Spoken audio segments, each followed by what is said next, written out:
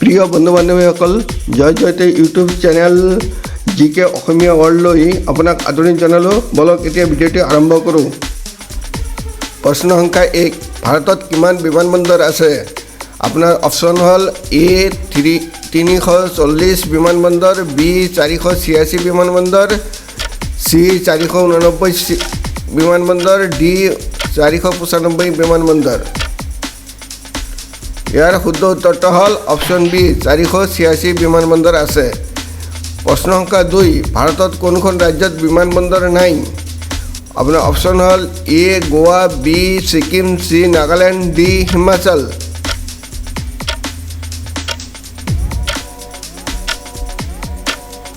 শুদ্ধ উত্তৰটো হ'ল অপশ্যন বি ছিকিম। প্ৰশ্ন সংখ্যা 3, ভাৰতৰ ভিতৰত কোনখন ৰাজ্যত সৰ্বাধিক বিমানবন্দৰ আছে? এ Assam, B Bihar, C Uttar Pradesh, D Maharashtra.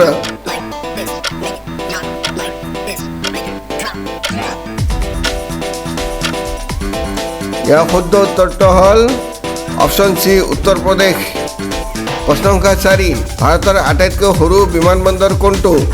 Option A Silchar বিমানবন্দৰ, বি ত্ৰিচি বিমানবন্দৰ, চি চালনীবাৰী বিমানবন্দৰ, ডি হায়দৰাবাদ বিমানবন্দৰ।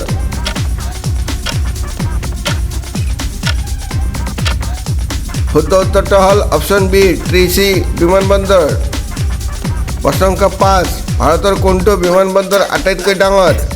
অপশ্যন এ দিল্লী বিমানবন্দৰ, বি মুম্বাই বিমানবন্দৰ, চি কলকাতা বিমানবন্দৰ, ডি হায়দৰাবাদ বিমানবন্দৰ।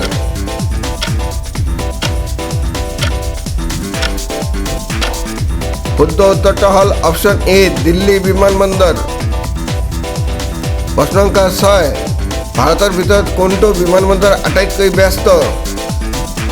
অপশ্যন এ দিল্লী বিমানবন্দৰ, বি মুম্বাই বিমানবন্দৰ, চি কলকাতা বিমানবন্দৰ, ডি চেন্নাই বিমানবন্দৰ। শুদ্ধ উত্তৰটো হ'ল অপশ্যন এ দিল্লী বিমানবন্দৰ। প্ৰশ্ন সংখ্যা 7, কোনখন চহৰত ভাৰতৰ আটাইতকৈ ডাঙৰ বিমানবন্দৰ আছে? Option A Kolkata, B Mumbai, C Delhi, D Chennai.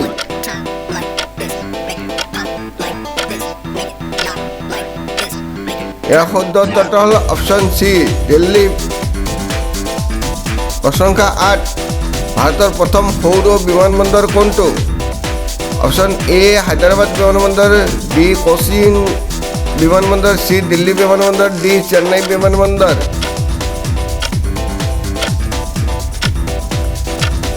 ইয়াৰ শুদ্ধ উত্তৰটো হ'ল অপশ্যন বি কোচিন বিমানবন্দৰ।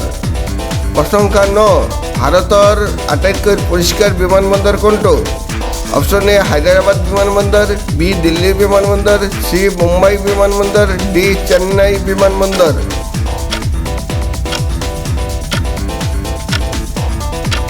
ইয়াৰ শুদ্ধ উত্তৰটো হ'ল অপশ্যন বি দিল্লী বিমানবন্দৰ। প্ৰশ্ন সংখ্যা 10, বিশ্বৰ কোনখন দেশত সৰ্বাধিক বিমানবন্দৰ আছে? Option A Russia, B Japan, C America যুক্তৰাষ্ট্ৰ, ডি ইংলেণ্ড।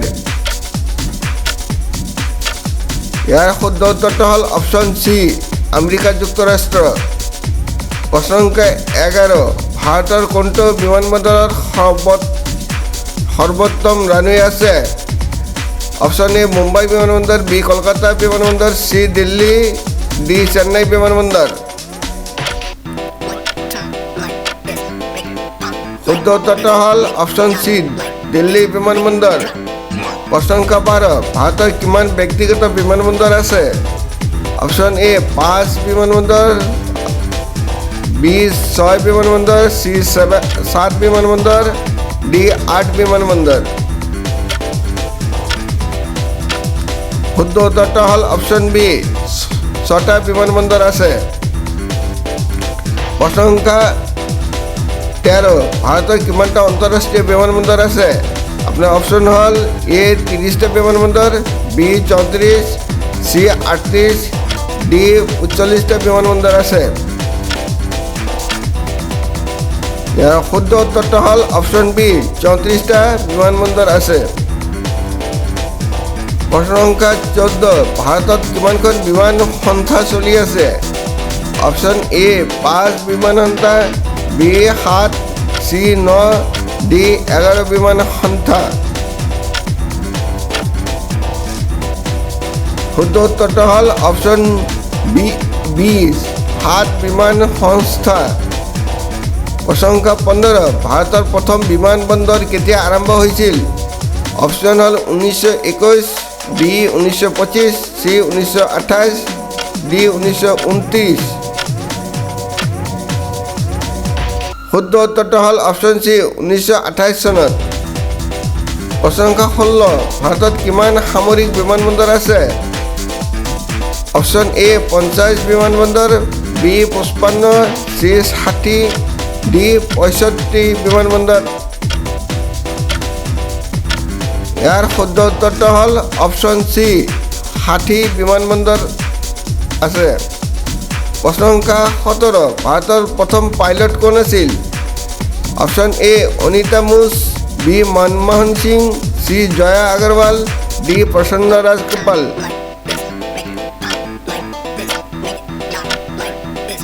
ইয়াৰ শুদ্ধ উত্তৰটো হ'ল অপশ্যন বি মনমোহন সিং।